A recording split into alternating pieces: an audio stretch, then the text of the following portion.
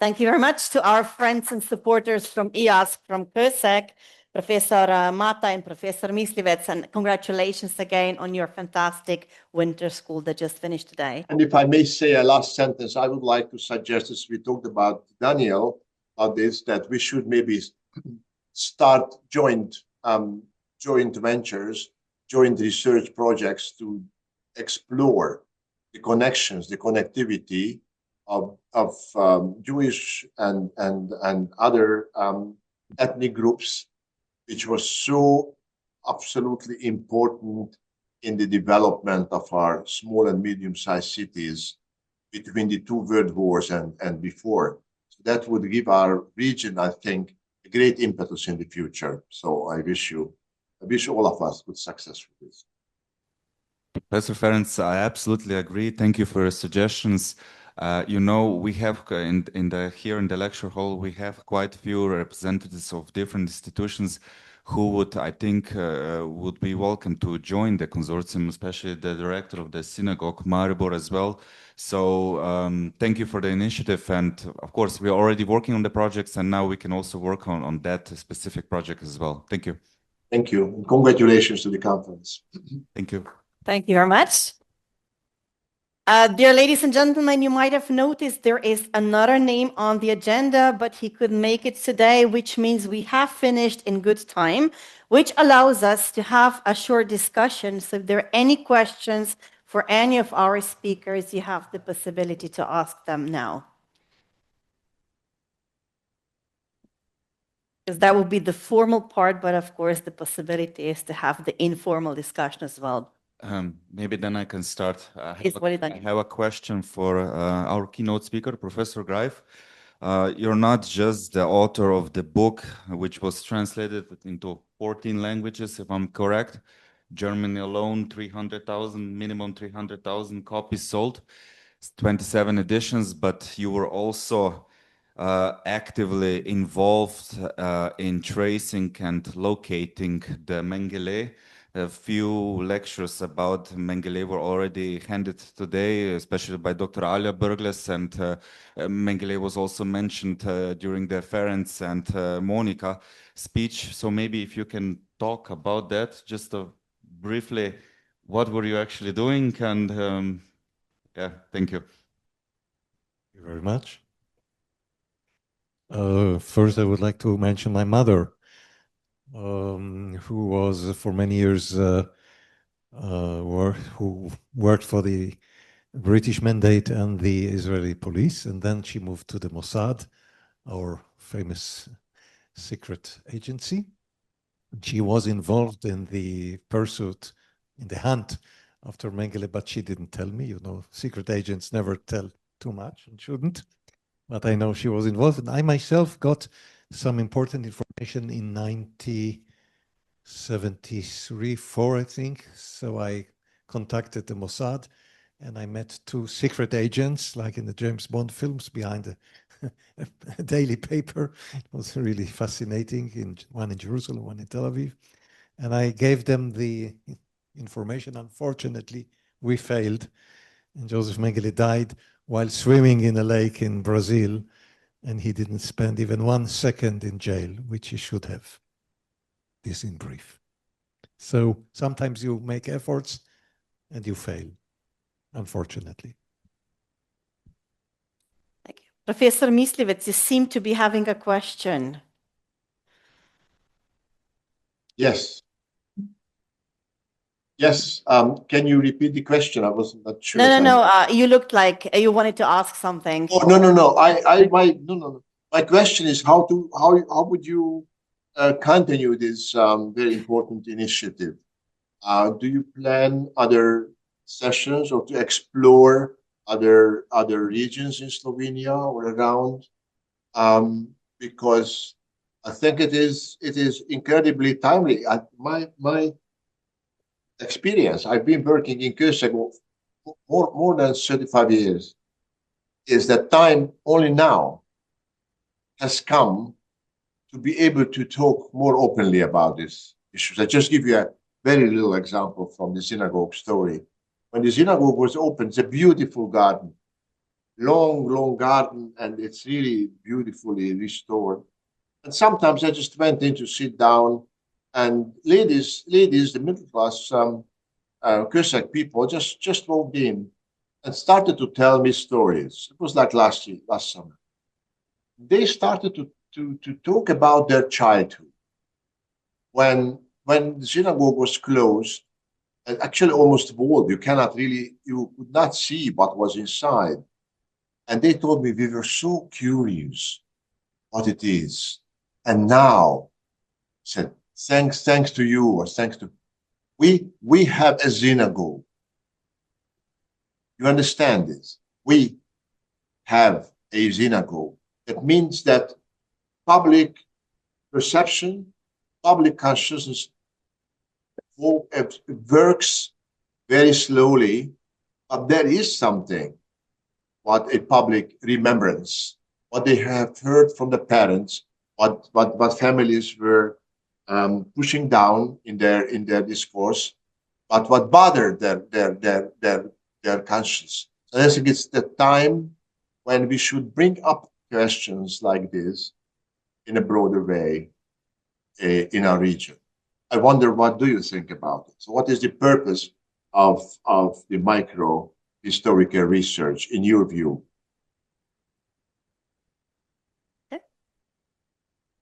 Apart from gathering important documents from the past, but that doesn't lead us too far.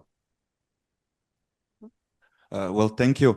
I mean, first of all, we all agree that the train for this research, especially, it's important to gather the oral testimonies. The train for all oral testimonies has already departed from the station, and we are basically collecting the last oral personal testimonies of still surviving witnesses. But yeah, archival documents especially, and then to kind of go from the local story to the more regional and interconnected with the other countries as well. But regarding the project initiatives, I suggest that maybe we can personally meet during the Zoom meeting, and we can expand the ideas with all together. Yeah. Yeah, we would be very keen to do so. Okay. I have another person who wants to ask something. Yes, again, about Mengele. I also mentioned Mengele. But if you remember, I mentioned that there were two twins from Maribor, Constantine twins. And what is important of this story is it's not well known, but through Mengele's hands go around 3,000 of twins. 300 of them survived, and majority of survived twins were 4, 5, 6 years old when they were Auschwitz. The two from Maribor were 17. And it's not true that Mengele was not known during the wartime in Auschwitz. He was well known. But he was not well known outside of Auschwitz. So nobody in 1945 prosecuted, nobody tried to find Mengele. So he managed to live 4 years in Germany, West Germany. And in 1949, escaped to Latin America, when he lived until his days. In the beginning of the 70s, West German government knows that there was somebody with name Mengele, and they wanted to have a prosecution against him. So you need process, even after all the years, because this is a state of the law, yes? So they make a process against Joseph Mengele, and they need what? They need a corpus delicti, so documents, and witness. And the problem was that majority of the survivors Mengele twins were in Auschwitz 4, 5, 6 years old. And 30 years later, they didn't remember nothing. But the Maribor twins, actually the one which survived, because there were two, and Mengele usually used one for actually guinea pig, and another was a countersample. And Gisela was her name, died immediately after the war, and Milica survived. Married after the war to Czechoslovakia, so she changed the last name, so which actually very hard to find her. But anyway, she was the very first witness against Joseph Mengele, so somebody from Maribor. And I was very lucky because one of my students, 15 years ago, decided to study Czech language. She was in Olomouc, and she found it. And I was in touch, and that one of the last survivors of Mengele twins. So it's not a big story, but it's a very important part of the history of Maribor. Thank you very much also to Mr. Hajdinjak. Anybody else with a question? Izvolite, gospodin Jelinčić. I would just like to ask Mr. Sitter, is there in your organization, in your university, or something broader here in Maribor, a list of all Slovenians who were sent to concentration camps? Because my mother and my grandmother, they were sent to Ravensbrück, and my uncle was sent to Dachau. So I would like to know if there is somebody who is taking and putting down all the facts about that.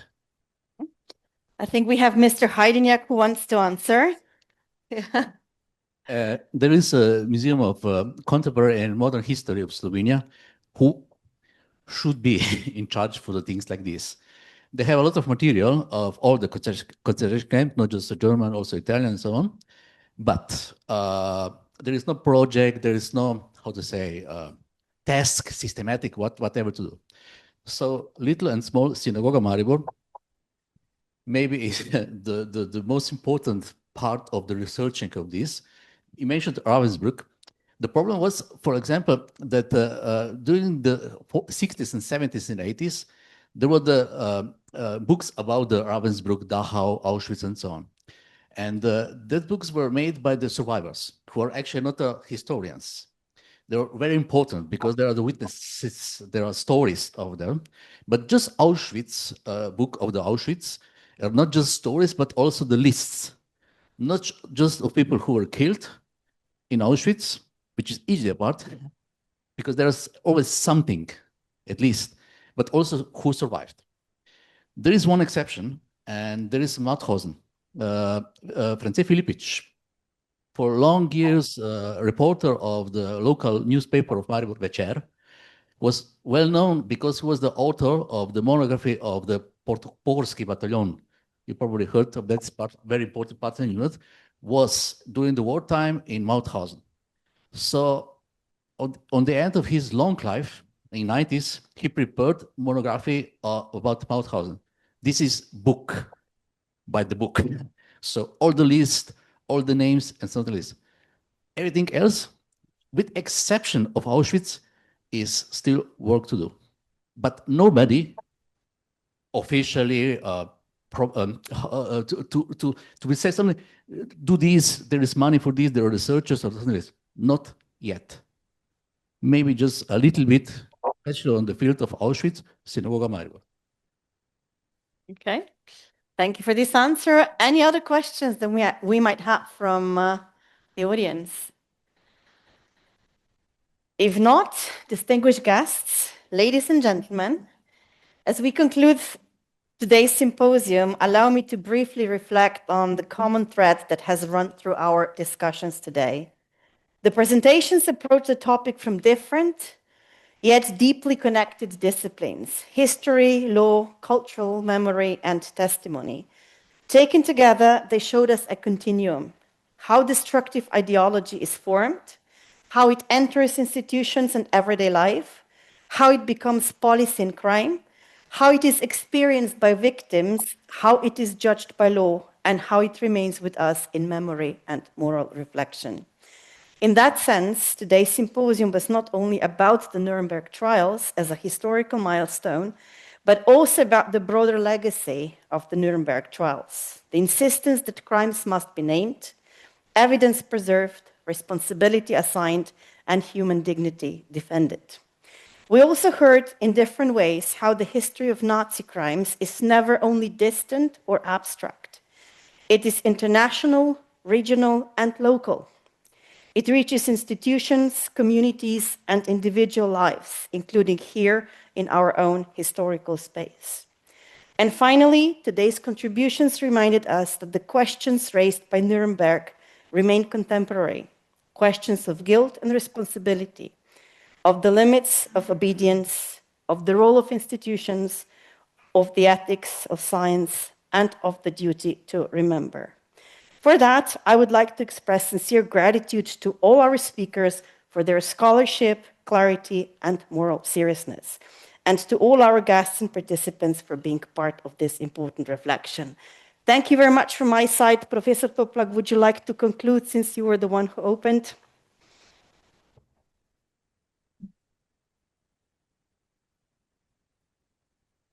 Dear friends,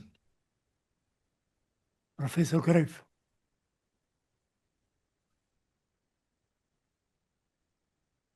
I would like to, in behalf of the university, alma mater, express many thanks for the contribution, but today, lesson from the today symposium is the question for the future.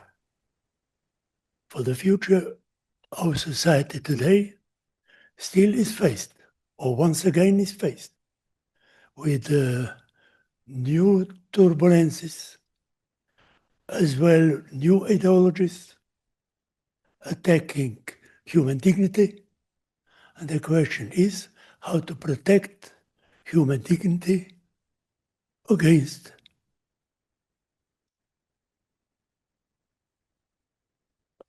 theories of hate, theories of enemies, either ideological, either class or religious, or based on gender or personal status or health conditions of the people. Thank you very much. We would like to continue with the mission and message from the today conference. Thank you. Thank you.